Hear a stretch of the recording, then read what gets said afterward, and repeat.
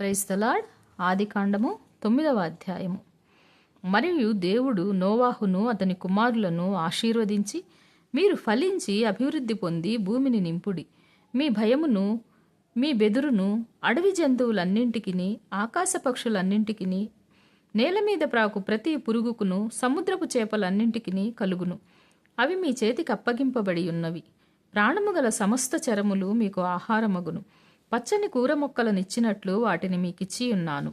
అయినను మాంసమును దాని రక్తముతో మీరు తినకూడదు. రక్తమే దాని ప్రాణము. మరియు మీకు ప్రాణమైన మీ రక్తమును గూర్చి విచారణ చేయుదును. దాని గూర్చి ప్రతి జంతువును నరులను విచారణ చేయుదును. ప్రతి నరుని ప్రాణమును గూర్చి వాని సహోదరిని విచారణ చేయుదును. నరుని రక్తమును చిందించు వాని రక్తము నరుని వలననే చిందింపబడును. ఏలయనగా దేవుడు తన స్వరూపమందు నరుని చేసెను. మీరు ఫలించి అభివృద్ధి నొందుడి. మీరు భూమి మీద సమృద్ధిగా సంతానము కని విస్తరించుడని వారితో చెప్పెను. మరియు దేవుడు నోవాహు అతని కుమారులతో, ఇదిగో నేను మీతోనూ మీ తదనంతరము మీ సంతానముతోనూ మీతో కూడానున్న ప్రతి జీవితోనూ, పక్షులేమి పశువులేమి మీతో కూడా సమస్తమైన భూజంతువులేమి ఓడలో నుండి బయటకు వచ్చిన సమస్త భూజంతువులతోనూ నా నిబంధన స్థిరపరచుచున్నాను. నేను మీతో నా నిబంధన స్థిరపరచదును. సమస్త శరీరులు ప్రవాహ జలముల వలన ఇకను లయపరచబడరు. భూమిని నాశనము చేయుటకు ఇకను జలప్రవాహము కలుగదని చెప్పెను.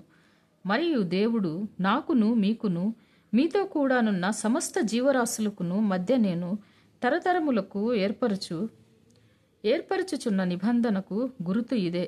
మేఘములో నా ధనస్సును ఉంచి తిని, అది నాకును భూమికిని మధ్య నిబంధనకు గురుతుగా ఉండును.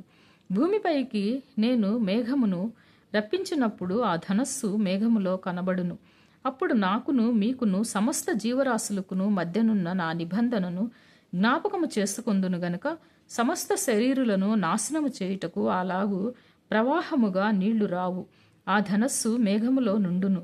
నేను దాని చూచి దేవునికిని భూమి మీదనున్న సమస్త శరీరులలో ప్రాణము గల ప్రతి దానికిని మధ్యనున్న నిత్య నిబంధనను జ్ఞాపకము చేసుకొందునెను. మరియు దేవుడు నాకును భూమి మీదనున్న సమస్త శరీరులకును మధ్య నేను స్థిరపరచిన నిబంధనకు గురుతు ఇదే అని నోవాహుతో చెప్పెను. ఓడలో నుండి వచ్చిన నోవాహు కుమారులు షేము, హాము, యాపేతును వారు. హాము కనానుకు తండ్రి. ఈ ముగ్గురు నోవాహు కుమారులు. వీరి సంతానము భూమి అందంతటా వ్యాపించెను.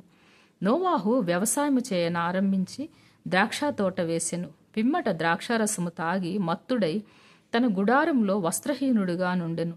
అప్పుడు కనానుకు తండ్రి అయిన హాము తన తండ్రి వస్త్రహీనుడై ఉండుట చూచి బయటనున్న తన ఇద్దరు సహోదరులకు ఆ సంగతి తెలిపెను. అప్పుడు షేమును, యాపేతును వస్త్రం ఒకటి తీసుకుని తన ఇద్దరి భుజము మీద వేసుకుని వెనుకకు నడిచి వెళ్ళి తన తండ్రి దిశమలను కప్పిరి.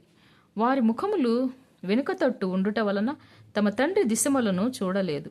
అప్పుడు నోవాహు మత్తు నుండి మేలుకొని తన చిన్న కుమారుడు చేసిన దానిని తెలుసుకుని, కనాను శపింపబడిన వాడే తన సహోదరులకు దాసుడగును అనెను.